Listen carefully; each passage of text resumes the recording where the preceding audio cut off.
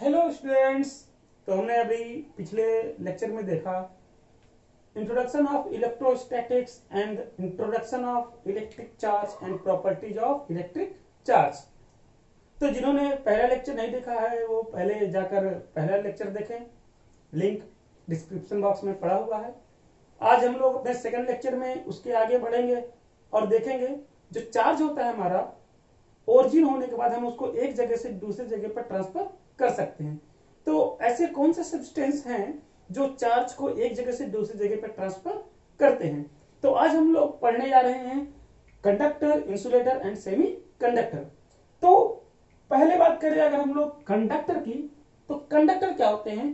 Conductor वो material होते हैं जिनमें चार्ज एक जगह से दूसरी जगह पर ट्रांसफर हो सकता है। मतलब कहने का जिसमें चार्ज इजीली फ्लो हो सकता है। Material in which electron can move easily and freely. For example metals, tap water and human body. In objects में इलेक्ट्रॉन आसानी से एक जगह से दूसरी जगह पर फ्लो हो सकते हैं, तब हम लोग इन्हें कंडक्टर कहते हैं। दूसरा हमारे पास जो सब्सटेंस होते हैं उनको हम लोग इंसुलेटर बोलते हैं। और इंसुलेटर में वो सब्सटेंस आते हैं जिनमें चार्ज आसानी से एक जगह से दूसरी जगह पर फ्लो नहीं कराया जा सकता। हाँ, इसमें हम लोग कुछ एक्सटर्नल फोर्स के द्वारा इलेक्ट्रॉन को एक जगह से दूसरे जगह पर फ्लो करा सकते हैं। उसके बारे में आगे अभी हम लोग देखेंगे। Example glass, pure water and plastic. अब अगर हम लोग बात करें सुपर कंडक्टर की, एक्चुअली सुपर कंडक्टर ऐसे सब्सटेंस होते हैं जिसमें इलेक्ट्रॉन को रजिस्ट करने की जो कैपेबिलिटी होती है वो बिल्कुल जीरो होती है। जहां पर जो इलेक्ट्रॉन होते हैं वो फ्रीली विदाउट एनी रेजिस्टेंस आसानी से एक जगह से दूसरे जगह पर फ्लो कर जाते हैं। अब अगर अगली बात करें सेमी कंडक्टर की, तो सेमी कंडक्टर वो सब्सटेंस होते हैं जो इंसुलेटर की तरह और कंडक्टर की तरह दोनों तरीके से काम कर सकते हैं। अगर हम लोग इंसुलेटर में कुछ चेंज कर दें, अगर हम लोग उसको हीट कर दें या इलेक्ट्रिक फील्ड लगा दें, तो वो कंडक्टर जो आपका जो इंसुलेटर होगा वो कंडक्टर में कन्वर्ट हो जाएगा। मतलब एक ही ऑब्जेक्ट एज ए इंसुलेटर भी काम कर सकता है, एक ही ऑब्जेक्ट आपका एज ए कंडक्टर भी काम कर सकता है, जैसे सिलिकॉन एंड जर्मेनियम। हालांकि क्लास 12th में सेमी कंडक्टर का एक पूरा चैप्टर है, उसको हम लोग आगे लेटर स्टडी करेंगे। तो अब आते हैं, तो आप लोग इसको कॉपी कीजिए, फिर नेक्स्ट टॉपिक देखते हैं। ओके, तो इसी टॉपिक में एक नोट्स है, उस नोट को देखते हैं कि अगर हमारे पास कोई एक इंसुलेटर है तो इंसुलेटर में आसानी से इलेक्ट्रॉन एक जगह से दूसरी जगह पर ट्रांसफर नहीं होते हैं। लेकिन अगर हम उस इंसुलेटर में एक स्ट्रॉन्ग फोर्स अप्लाई करें जैसे इलेक्ट्रिक फील्ड, तब उसमें हम लोग इलेक्ट्रॉन को एक जगह से दूसरी जगह पर ट्रांसफर करा सकते हैं और वो insulator as a conductor work करने लगेगा। मतलब कहने का कि कोई भी हमारे पास ऑब्जेक्ट है, ये अगर हमारे पास एक इंसुलेटर है तो यहाँ पर इलेक्ट्रॉन्स हैं, ये इलेक्ट्रॉन्स मूव नहीं करेंगे। लेकिन अगर हम लोगों ने इसमें एक इलेक्ट्रिक फील्ड अप्लाई कर दी, क्या अप्लाई कर दी? इलेक्ट्रिक फील्ड अगर हम लोगों ने अप्लाई कर दिया, तब ये इलेक्ट्रॉन एक जगह से दूसरी जगह पर मूव करने लगेंगे और यह इंसुलेटर कंडक्टर की तरह बिहेव करने लगेगा।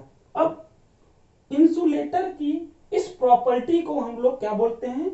डाइलेक्ट्रिक स्ट्रेंथ बोलते हैं। मतलब कहने का कि हमारे पास ये इंसुलेटर है और हमने इलेक्ट्रिक फील्ड इसमें अप्लाई करना स्टार्ट किया। हम धीरे धीरे इलेक्ट्रिक फील्ड को अप्लाई करते हैं, बढ़ाते जाते हैं, और एक ऐसा समय आता है कि इलेक्ट्रॉन मूव करना स्टार्ट कर देते हैं। इलेक्ट्रॉन के मूव करने के जस्ट पहले तक की इलेक्ट्रिक फील्ड, जहां तक वह इंसुलेटर बना रहता है, कंडक्टर नहीं बनता है, उस इलेक्ट्रिक फील्ड को हम इस इंसुलेटर का डाई इलेक्ट्रिक स्ट्रेंथ बोलते हैं। मतलब किसी भी इंसुलेटर की डाई इलेक्ट्रिक स्ट्रेंथ वह इलेक्ट्रिक फील्ड होती है जहां तक वह इलेक्ट्रॉन को ट्रांसफर नहीं होने देता है। ओके, अब देखते हैं मेथड ऑफ चार्ज। तो किसी भी ऑब्जेक्ट को किस प्रकार से हम लोग चार्ज कर सकते हैं, उसके मेन 3 मेथड्स होते हैं, जिसमें से पहला मेथड है हमारा charging by induction.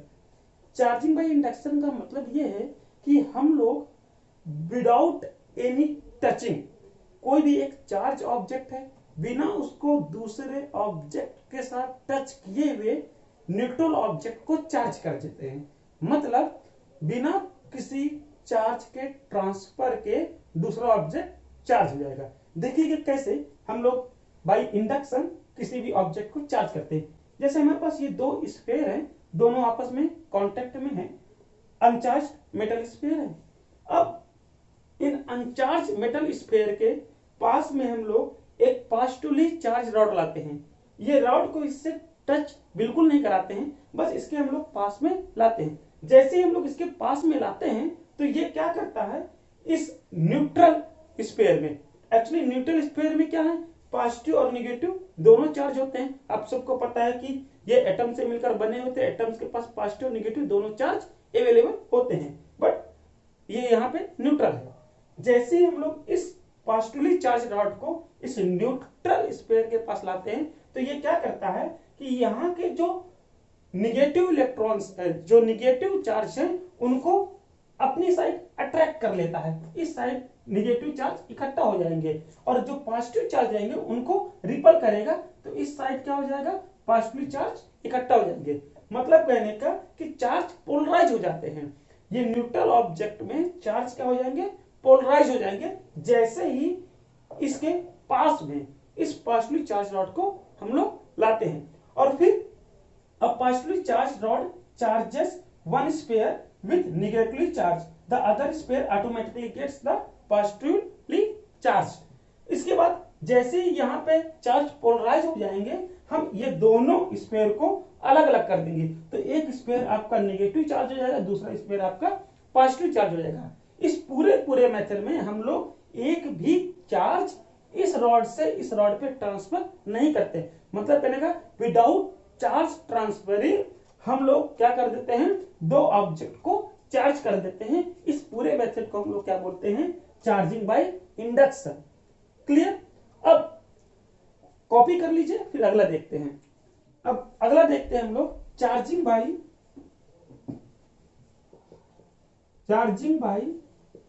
Conduction. Conduction में हम लोग क्या करते हैं कि एक चार्ज बॉडी को एक अनचार्ज बॉडी के साथ क्या करते हैं, टच कराते हैं। जैसे हमारे पास ये कोई स्फीयर है, ये अनचार्ज स्फीयर है। अब इस हम लोग, और ये हमारे पास एक कोई रॉड है जो पॉजिटिवली चार्ज है।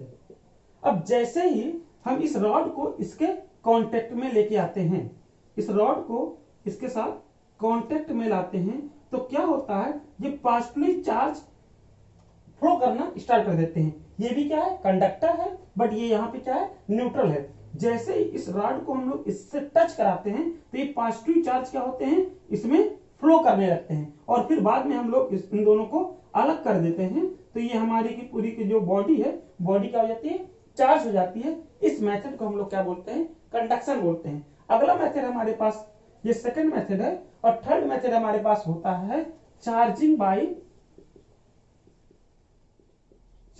By friction. Charging by friction में हम लोग क्या करते हैं, दो ऑब्जेक्ट को आपस में एक दूसरे के साथ क्या करते हैं, रब करते हैं। जब हमारे पास मान लीजिए ये ग्लास रॉड है और यहां पर ये हमारे पास क्या है, सिल्क। जब हम इन दोनों को आपस में रब कराते हैं, दोनों आपस में रब करेंगे तो ग्लास रॉड से कुछ इलेक्ट्रॉन सिल्क क्लॉथ में ट्रांसफर हो जाएंगे। तब ग्लास रॉड आपका पॉजिटिवली चार्ज हो जाएगा और सिल्क आपका नेगेटिवली चार्ज हो जाएगा। अब यहां पर इलेक्ट्रॉन ट्रांसफर होंगे कब, जब हम लोग तो क्या करेंगे, बाय रबिंग। ओके, तो ये तीन मेथड थे हमारे पास किसी भी ऑब्जेक्ट को चार्ज करने के, charging by induction, charging by conduction and charging by friction. Induction में हम लोग बिना टच किए चार्ज ऑब्जेक्ट को, सब्सटेंस को चार्ज कर देते हैं। कंडक्शन में क्या करते हैं हम लोग, एक चार्ज ऑब्जेक्ट को लाते हैं दूसरे कंडक्टर के पास, तो कुछ चार्ज ट्रांसफर होता है और दूसरे बॉडी को चार्ज कर देता है, और फ्रिक्शन हम दोनों को रब करके चार्ज करते हैं। ओके, अब चार्ज की कुछ और इंपॉर्टेंट प्रॉपर्टी देख लेते हैं। तो एक ये पहली प्रॉपर्टी और है चार्ज की, कि charge produces electric field and magnetic field. मतलब चार्ज इलेक्ट्रिक फील्ड प्रोड्यूस करता है और मैग्नेटिक फील्ड प्रोड्यूस करता है। कैसे प्रोड्यूस करता है देखते हैं। अगर हमारे पास कोई एक पॉजिटिव चार्ज है और इसकी वेलोसिटी 0 है, मतलब ये कहां एट रेस्ट है, तो इस समय यह सिर्फ और सिर्फ इलेक्ट्रिक फील्ड ही प्रोड्यूस करेगा। अगर चार्ज हमारा चलने लगा, मतलब इसके पास कुछ ना कुछ वेलोसिटी आ गई, लेकिन कैसी वेलोसिटी है, इसके पास एक कांस्टेंट वेलोसिटी है।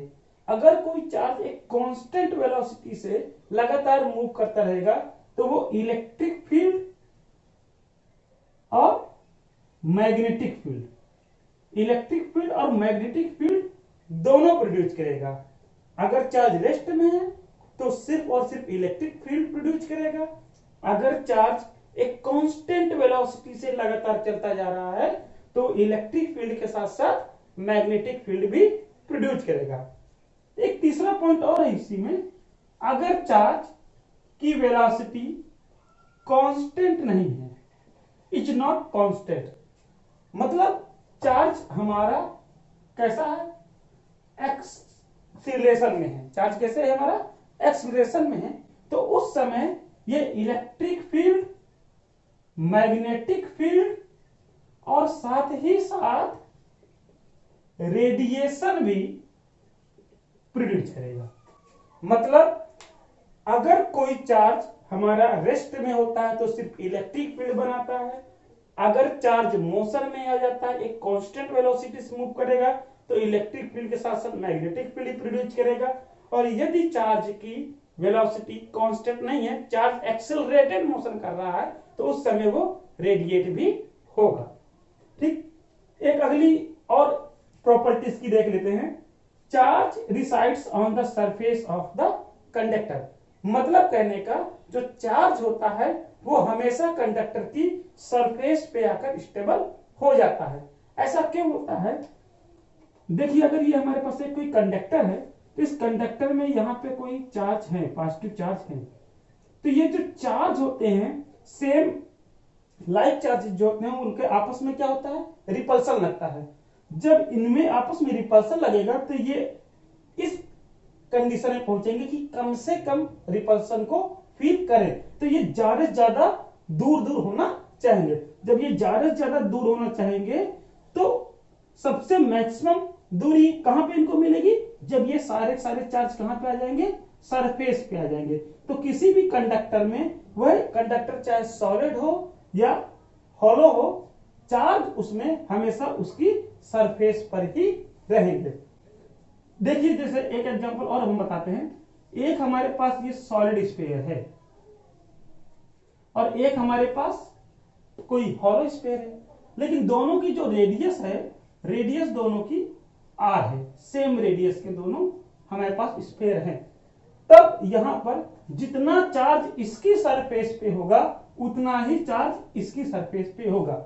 यहां पर चार्ज इसके अंदर एक भी नहीं होगा, सिर्फ इसकी सरफेस पे चार्ज होगा और यहां पर भी इसके सरफेस पे चार्ज होगा।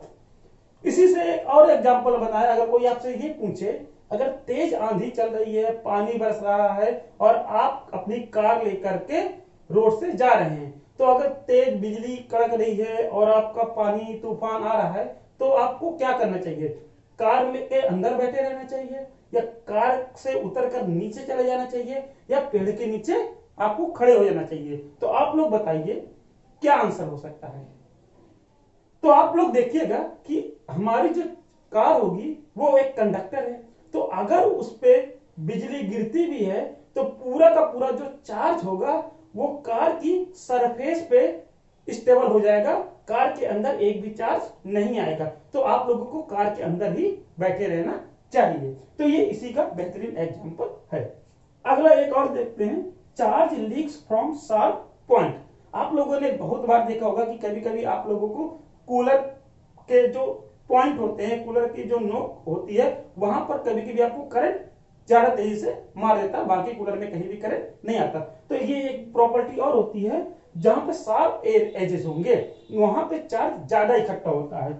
अगर हम लोग बात करें, ये अगर हमारे पास कोई बॉडी है, ये पूरी बॉडी सेम है, तो यहाँ पे हर जगह चार्ज यूनिफॉर्मली डिस्ट्रीब्यूटेड होगा।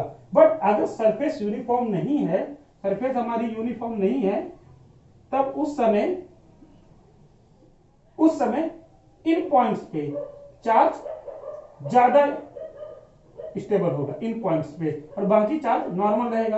अब जहां जहां पे ये कम रेडियस बनाएगा, यहाँ पे अगर मैं एक सर्किल बनाना चाहूं तो इतना बड़ा सर्किल बन रहा है, यहाँ पर बनाना चाहूं तो इतना बड़ा सर्किल बन जा रहा है, रेडियस बढ़ती जा रही है, यहाँ पे छोटा बनता जा रहा है, यहाँ पे बिल्कुल छोटा बनता जा रहा है। तो ये जो चार्ज है ना, ये चार्ज डिपेंड करेगा कि रेडियस कितनी बड़ी है। मतलब जो डेंसिटी ऑफ चार्ज है is inversely proportional to the radius. Radius जितनी ज्यादा छोटी होगी, चार्ज उतना ही ज्यादा वहां पर रुकेगा, स्टेबल होगा। तो ये तीन और इंपॉर्टेंट पॉइंट थे अबाउट द चार्ज। अब हम लोग नेक्स्ट अपना अगला देखते हैं।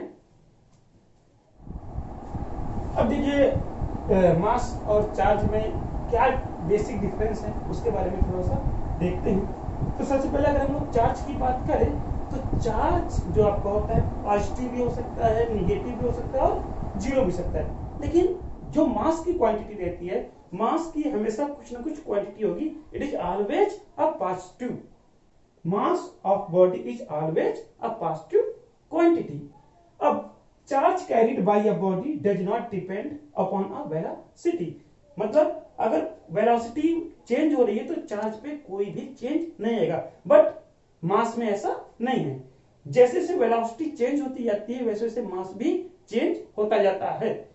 जैसे ही मास की वेलोसिटी बढ़ती जाएगी तो मास कन्वर्ट होने लगता है एनर्जी में। अगर मास को हम लोग लाइट की स्पीड से चला दें तो पूरा पूरा मास कन्वर्ट हो जाएगा किसमें, एनर्जी पे।